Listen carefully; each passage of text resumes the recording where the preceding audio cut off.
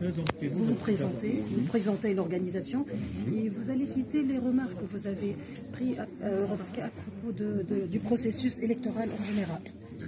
Les difficultés, les lacunes, comme on a dit précédemment. D'accord. Je suis l'expert international Jean Témoko, je suis de la Côte d'Ivoire. Je fais partie de la mission de l'organisation internationale non gouvernementale Nouvelle Perspective. Et nous sommes venus pour observer les élections, le deuxième tour des élections législatives 2023 en République tunisienne.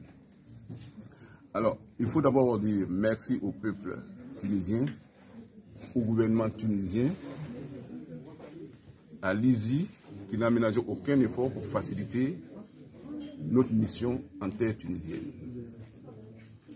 Au regard de notre mission qui s'est déroulée le dimanche 29 janvier, on peut retenir que les élections législatives, le deuxième tour surtout, qui s'est passé le dimanche 29 janvier, les élections sont déroulées dans le calme.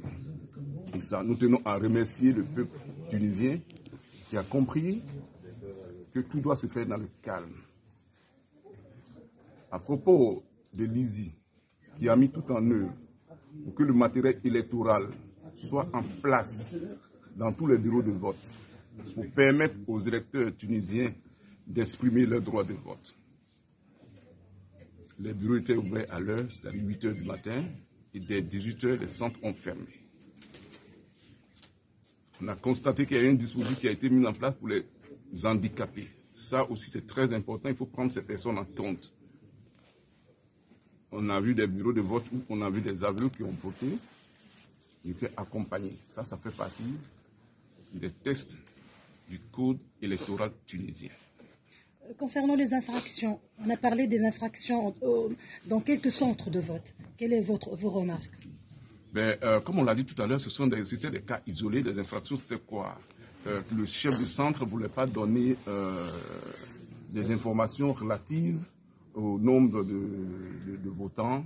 Et ça, c'était des cas isolés dans un centre.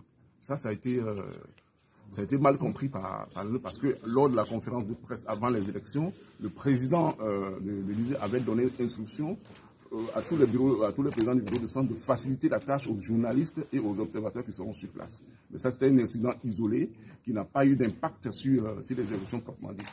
Donc ça, on ne peut pas qualifier ça comme lacune générale dans tous les bureaux de vote. Ça s'est passé dans un seul bureau de vote. Donc on peut dire que les élections sont passées dans le calme.